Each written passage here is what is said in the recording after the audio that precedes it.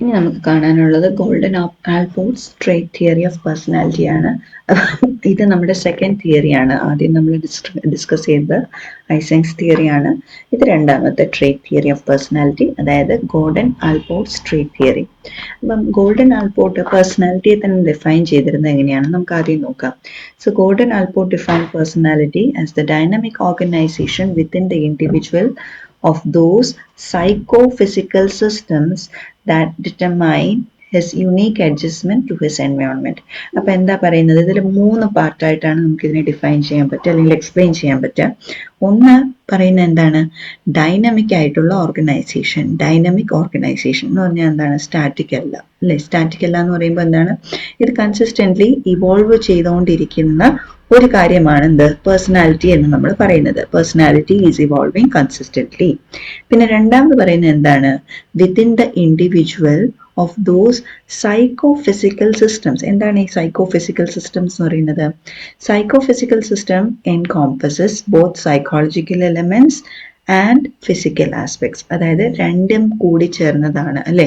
സൈക്കോളജിക്കലായിട്ട് മൈൻഡുമായിട്ട് related ആയിട്ടുള്ള കാര്യങ്ങളും ഫിസിക്കലായിട്ടുള്ള കാര്യങ്ങളും എന്തിനെ ഇൻഡിക്കേറ്റ് ചെയ്യുന്നുണ്ട്, നമ്മുടെ പേഴ്സണാലിറ്റിയെ ഇൻഡിക്കേറ്റ് ചെയ്യുന്നുണ്ട്. അപ്പോൾ പേഴ്സണാലിറ്റിയുടെ ഒരു സ്റ്റഡി എന്ന് പറയുമ്പോൾ ഇതിനെ രണ്ടിനെയും നമ്മൾ എന്ത് ചെയ്യണം, ഇൻക്ലൂഡ് ചെയ്തിരിക്കണം.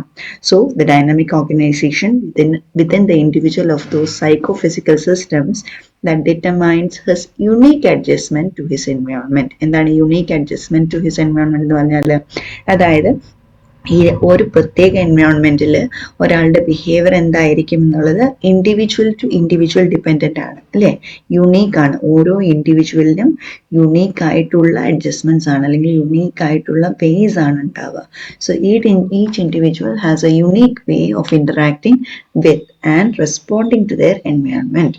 അപ്പം ഇതാണ് എന്ത് പറയുന്നത്, ഗോർഡൻസിന്റെ ഡെഫിനേഷൻ ഓഫ് പേഴ്സണാലിറ്റി. ഗോർഡൻ ആൽപോർട്സിന്റെ ഡെഫിനേഷൻ തന്നെ എന്താണ്, ഇതാണ്. So overall Allport's definition emphasizes the complexity and individuality of personality. അപ്പം കോംപ്ലെക്സിറ്റി എന്ന് പറയുന്നത് എന്താണ്, പേഴ്സണാലിറ്റി എന്ന് പറയുന്നത് എന്താണ്, കണ്ടിന്യൂസ് ആയിട്ട് ഇവോൾവ് ചെയ്യുന്ന ഒരു കാര്യമാണ്. പിന്നെ മൈൻഡിനെയും ബോഡിയെയും ഒരുപോലെ എഫക്ട് ചെയ്യുന്ന കാര്യമാണ്. പിന്നെ എന്താണ്, അത് ഇൻഡിവിജ്വാലിറ്റി അതായത് യുണീക്നെസ് ഓഫ് എ പേഴ്സണും ഡിസ്ക്രൈബ് ചെയ്യുന്നുണ്ട്. സോ ഇതെല്ലാം കൂടെ ഇൻക്ലൂഡ് ചെയ്തതാണ് ഗോർഡന്റെ എന്ത്, പേഴ്സണാലിറ്റിയുടെ definition. So, recognizing the interplay between mental and physical factors in shaping how a person behaves and adjusts in their surroundings. ഇതാണ് ഡെഫിനിഷൻ പറഞ്ഞത്. അപ്പം ഗോർഡൻ പറയുന്നത് എന്താണ്, അല്ലെങ്കിൽ ഓൾപോർട്ട് പറയുന്നത് എന്താണ്? According to Allport, the traits are influenced by our childhood experiences, our current environment and the interaction between them. അതായത് നമ്മുടെ ട്രേറ്റ്സ്, നമ്മുടെ സ്വഭാവ വിശേഷതകൾ എന്തിനെ ബേസ് ചെയ്തിട്ടാണുള്ളത്, നമ്മുടെ ചൈൽഡ്ഹുഡ് എക്സ്പീരിയൻസിനെ ബേസ് ചെയ്തിട്ടാണുള്ളത്, നമ്മുടെ ചുറ്റുപാടുകൾ ഇപ്പം നമ്മൾ ഫേസ് ചെയ്യുന്ന ചുറ്റുപാടുകളെ ബേസ് ചെയ്തിട്ടാണുള്ളത്, പിന്നെ ഇത് രണ്ടിൻ്റെയും ഇൻട്രാക്ഷനെയും ബേസ് ചെയ്തിട്ടാണ്. എന്നാൽ നമ്മൾ ഐസൻകിന്റെ തിയറി പറഞ്ഞപ്പോൾ ഐസൻകിന്റെ തിയറി എന്താണ്, only based on biological factors ആയിരുന്നു നമ്മൾ എക്സ്പ്ലെയിൻ ചെയ്തത് അല്ലേ. എൻവയോൺമെന്റിൽ യാതൊരു റോളും ഇല്ലായിരുന്നു, അല്ലെങ്കിൽ പഴയ എക്സ്പീരിയൻസസിനും ഒരു റോളും ഉണ്ടായിരുന്നില്ല. എന്നാൽ ഓൾപോർട്സ് തിയറി എന്താ പറയുന്നത്, ട്രേറ്റ്സ് എന്ന് പറയുന്നത് എങ്ങനെ ഫോം ചെയ്തു എന്നാണ് പറയുന്നത്, നമ്മുടെ ചൈൽഡ്ഹുഡ് എക്സ്പീരിയൻസസിന്റെ ഡിപ്പോസിഷനും പിന്നെ നമ്മുടെ ഇപ്പോഴത്തെ എൻവയോൺമെന്റും പിന്നെ ഇത് രണ്ടിൻ്റെയും കൂടി ഇൻഫ്ലുവൻസും, ഇതാണ് നമ്മുടെ പേഴ്സണാലിറ്റി എന്ന് പറയുന്നത്. അപ്പം Allport ഹൈപ്പോത്തസൈസ് that internal and external forces influence an individual's behavior and personality, and he referred to these forces as genotypes and phenotypes.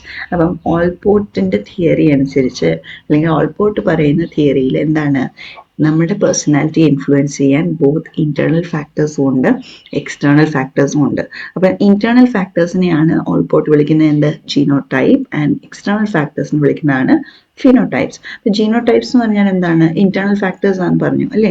ആ ഇന്റേണൽ ഫാക്ടേഴ്സ് എന്താണ്, നമ്മുടെ ഇൻഹറന്റ് ടെൻഡൻസി ആയി അല്ലെങ്കിൽ ബയോളജിക്കൽ പ്രീഡിസ്പൊസിഷൻസ് ആയി, ഇതെല്ലാം എന്ത് ചെയ്യുന്നുണ്ട്, ഇതെല്ലാം പേഴ്സണാലിറ്റിയെ ഇൻഫ്ലുവൻസ് ചെയ്യുന്നുണ്ട്. ഇതൊക്കെ കാണാൻ പറ്റുമോ, ഇല്ല. ഇൻഹറന്റ് ആയിട്ട് നമ്മുടെ ഉള്ളിലുള്ള ടെൻഡൻസി അല്ലെങ്കിൽ നമ്മുടെ ബയോളജിക്കൽ ഹെറിഡിറ്ററി ഫാക്ടേഴ്സ് ഇതൊന്നും നമുക്ക് കാണാൻ പറ്റില്ല. പക്ഷേ ഇതെല്ലാം എന്ത് ചെയ്യുന്നുണ്ട്, നമ്മുടെ പേഴ്സണാലിറ്റിയെ ഇൻഫ്ലുവൻസ് ചെയ്യുന്നുണ്ട്. അതേപോലെ തന്നെ വേറെ എന്താ ഇൻഫ്ലുവൻസ് ചെയ്യുന്നത്?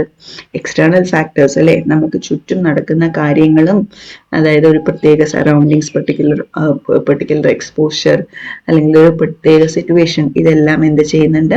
നമ്മുടെ പേഴ്സണാലിറ്റിയെ രൂപീകരിക്കുന്നതിൽ എന്താ പറയുക ഇൻഫ്ലുവൻസ് ചെലുത്തുന്നുണ്ട്. ഇപ്പൊ എന്താണ് ഫീനോടൈപ്സ് എന്ന് പറയുന്നത്? എന്താണ്? Represents the observable manifestations of traits, അതായത് personality traits are express through behaviour in specific context. അപ്പം ഇന്റേണലും എക്സ്റ്റേണലുമായിട്ടുള്ള ഫാക്ടേഴ്സിന് എന്തിൽ ഇൻഫ്ലുവൻസ് ഉണ്ടെന്നാണ് പറയുന്നത്? പേഴ്സണാലിറ്റിയിൽ ഇൻഫ്ലുവൻസ് ഉണ്ട്.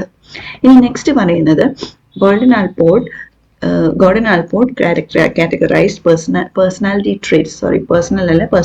traits into 3 groups. ഏതെന്നെയാണ് 3 groups? Cardinal traits, central traits and secondary traits. അപ്പോൾ cardinal traits, central traits, secondary traits എന്ന് പറഞ്ഞിട്ട് 3 ഗ്രൂപ്പിലേക്കാണ് ഓൾപോർട്ട് എന്ത് ചെയ്തിരിക്കുന്നത്?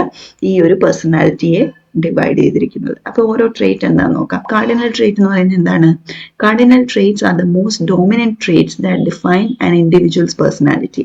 ദേ are central to the person's identity and influence nearly all aspects of their behaviour. Cardinal trait എന്ന് പറയുന്നത് തന്നെ എന്താണെന്നറിയോ?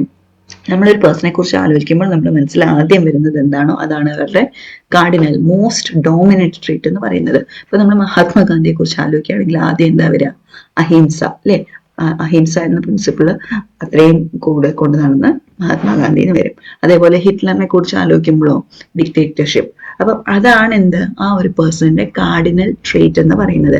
ഏറ്റവും ഡോമിനന്റ് ആയിട്ട് കാണുന്ന ട്രേറ്റിനെയാണ് നമ്മൾ എന്ത് പറയുന്നത്? കാർഡിനൽ ട്രേറ്റ് എന്ന് പറയുന്നത്. So these traits are so pervasive that they can be seen in almost every situation the individual encounters. അപ്പൊ ഇതെന്താണ്? ഏതൊരു സിറ്റുവേഷനിലാണെങ്കിലും ഈ ഒരു ട്രേറ്റ് നമുക്ക് എന്ത് ചെയ്യാം? വളരെ തെളിഞ്ഞ് കാണാൻ പറ്റും. They serve as the foundation of the person's character. ഇതാണ് ആ പേഴ്സൺ ബിൽഡ് ഇതിലാണെന്ന് നമുക്ക് വേണമെങ്കിൽ പറയാം. A person with a cardinal trait of compassion may consistently demonstrate kindness and empathy in various situations, such as volunteering for charitable causes or helping others in need. ഇപ്പൊ അങ്ങനെ പറയുകയാണെങ്കിൽ mother തെരേസയെ കുറിച്ച് ആലോചിക്കുമ്പോൾ നമ്മുടെ ആദ്യത്തെ എന്താ വരിക? ഈ കൈൻഡ്നെസ് ആ വരിക അല്ലെ? അപ്പൊ ഏതൊരു സിറ്റുവേഷനിലും വളരെ ഡോമിനന്റ് ആയിട്ട് ഒരു പേഴ്സണിൽ കാണാൻ പറ്റുന്ന ട്രേറ്റിനെയാണ് നമ്മൾ എന്ത് പറയുന്നത്? കാർഡിനൽ ട്രേറ്റ് എന്ന് പറയുന്നത്. പൊതുവെ ഒരു ഇൻഡിവിജ്വലിനെ ഒന്നോ അല്ലെങ്കിൽ വളരെ റെയർ ആയിട്ട് ഒന്നിലധികമോ കാർഡിനൽ ട്രേറ്റ്സ് കാണാൻ സാധിക്കും. അതാണ് കാർഡിനൽ ട്രേറ്റ്സ്. ഇനി നെക്സ്റ്റ് പറയുന്നത് സെൻട്രൽ ട്രേറ്റ്സ് ആണ്. സെൻട്രൽ ട്രേറ്റ്സ് എന്ന് പറയുന്നത് എന്താണ്? Central traits are the general characteristics that form the core of an individual's personality.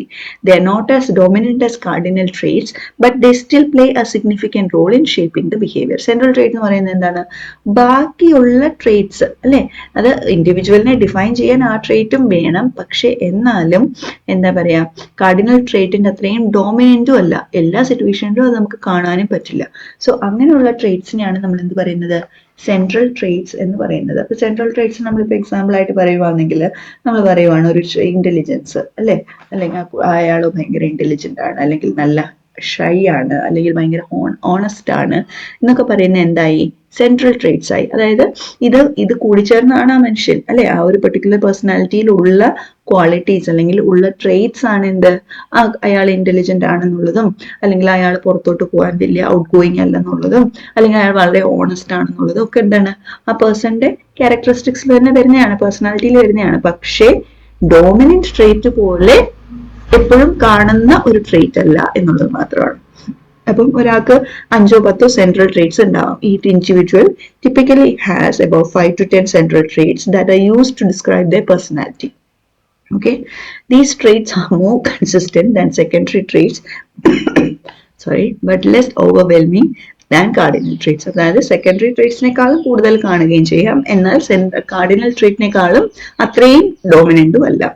അതാണ് ഈ സെൻട്രൽ ട്രേറ്റ്സ് എന്ന് പറയുന്നത്. പറഞ്ഞ എക്സാമ്പിൾസ് കണ്ടില്ലേ? ഓണസ്റ്റി, ഫ്രണ്ട്ലിനെസ്, അസർട്ടീവ്നെസ്, ഇതെല്ലാം എന്താണ്? സെൻട്രൽ ട്രേറ്റ്സിൽ വരുന്നതാണ്. അവസാനം വരുന്നതാണ് സെക്കൻഡറി ട്രേറ്റ്സ്. സെക്കൻഡറി ട്രേറ്റ്സ് എന്ന് പറയുന്നത് തന്നെ എന്താണ്? ചില പ്രത്യേക സിറ്റുവേഷൻസിൽ മാത്രം കാണുന്ന സ്വഭാവങ്ങളെയാണ് നമ്മൾ സെക്കൻഡറി ട്രേറ്റ്സ് എന്ന് പറയുന്നത്. അതായത് എപ്പോഴും ഒന്നും കാണില്ല, സെൻട്രൽ ട്രേറ്റ്സിനെ പോലെ പോലും കാണില്ല, ബട്ട് ചില സിറ്റുവേഷൻസിൽ നമുക്ക് ഈ ട്രേറ്റ്സിനെ എന്ത് ചെയ്യാം, കാണാവുന്നതാണ്. So secondary traits are less consistent and more situation specific. ഉണ്ടോ, സെക്കൻഡറി ട്രേറ്റ്സ് എന്ന് പറയുന്നത് എന്താണ്, സിറ്റുവേഷണൽ ആണ്, ഒരു പ്രത്യേക സിറ്റുവേഷനിലാണ് അത് വരുന്നത്. Situational specific than cardinal or central traits. They may manifest in certain context or under specific circumstances. അപ്പൊ അവരുടെ ക്യാരക്ടറിസ്റ്റിക്സ് എന്താണെന്ന് നോക്കാം. These traits are often related to preferences, attitudes, or situational responses that can change depending on the environment or context. അതായത് ഇതെന്ന് പറയുന്നത് എന്താണ്, ചില പ്രത്യേക സിറ്റുവേഷനിലാണ് അല്ലെങ്കിൽ ചില പ്രത്യേക പ്രിഫറൻസസ് അല്ലെങ്കിൽ ചില കാര്യങ്ങളോടുള്ള ഒരു ആറ്റിറ്റ്യൂഡ്, ഇതിനെയെല്ലാം ബേസ് ചെയ്തിട്ടാണ് ഈ സെൻട്രൽ ട്രേറ്റ്സിനെ നമുക്ക് കാണാൻ കഴിയുന്നത്. അപ്പോൾ അതിനൊരു എക്സാമ്പിൾ പറഞ്ഞാൽ, A person may exhibit a disdainful attitude towards a particular group of people in certain situations but may not display this attitude in other contexts, such as when they are with friends or who support that group. അതായത് ഒരു person ചിലപ്പം ഒരു particular ഗ്രൂപ്പിനോട് വലിയ താല്പര്യം ഉണ്ടാവില്ല, അല്ലെങ്കിൽ ഒരു particular കൺസെപ്റ്റിനോട് വലിയ താല്പര്യം ഉണ്ടാവില്ല. അപ്പം അല്ലാത്ത സാഹചര്യങ്ങളിൽ ആ ഗ്രൂപ്പിനെ അല്ലെങ്കിൽ ആ ഒരു ചിന്തയെ, ആശയത്തെ എതിർക്കുന്ന ഒരാള് ചില സമയത്ത് എന്ത് ചെയ്യും, അതിനെ അനുകൂലിക്കുന്ന ആൾക്കാർ അല്ലെങ്കിൽ അനുകൂലിക്കുന്ന ഫ്രണ്ട്സിന്റെ കൂടെ നിൽക്കുമ്പോൾ ചിലപ്പോൾ എന്ത് ചെയ്യും, അതിനെ സപ്പോർട്ട് ചെയ്യാം, അല്ലെങ്കിൽ അതിനെ അങ്ങനെ എതിർത്തൊന്നും വരില്ല. അയാൾ അതിനെതിരായിരിക്കും, പക്ഷേ അയാളുടെ ഫ്രണ്ട്സ് സപ്പോർട്ട് ചെയ്യുന്ന ഫ്രണ്ട്സിന്റെ കൂടെ നിൽക്കുമ്പോൾ അയാൾ അതിനെ എതിർത്തൊന്നും വരില്ല. സോ ഇതിനെ നമ്മൾ എന്ത് പറയുന്നത്, സെക്കൻഡറി ട്രേറ്റ്സ് എന്ന് പറയുന്നത്. അതായത് എന്താ പറയാ, കുട്ടികളോട് കളിക്കുമ്പം നന്നായിട്ട് കളിക്കുന്ന, അല്ലെങ്കിൽ ഇപ്പം കുട്ടികൾ ഈക്വലായിട്ട് കളിക്കാന്ന് പറയാം. അപ്പൊ അങ്ങനെ കുട്ടികളുടെ കൂടെ ഒക്കെ കളിക്കുമ്പോൾ നന്നായിട്ട്, പക്ഷെ എന്നാൽ മുതിർന്നവരുടെ ഗ്രൂപ്പിൽ ഇരിക്കുമ്പം കുട്ടികൾ വന്ന് ഇതേപോലെ കളിക്കും, പെട്ടെന്ന് ഷൗട്ട് ചെയ്യുക, അല്ലെങ്കിൽ പെട്ടെന്ന് അത് ഇഷ്ടപ്പെടാത്ത രീതിയിൽ വരിക. അപ്പൊ ഇതൊക്കെ എന്താണ്, ചില പ്രത്യേക സിറ്റുവേഷൻസിൽ മാറി വരുന്ന ട്രേറ്റ്സ് ആണ് അല്ലെ. അപ്പം അതിനെയാണ് നമ്മൾ എന്ത് പറയുന്നത്, സെക്കൻഡറി ട്രേറ്റ്സ് എന്ന് പറയുന്നത്. അപ്പം ഓൾപോർട്ടിന്റെ തിയറി അനുസരിച്ച് ട്രേറ്റ്സിനെ നമ്മൾ മൂന്നായിട്ട് ഡിവൈഡ് ചെയ്തിട്ടുണ്ട്.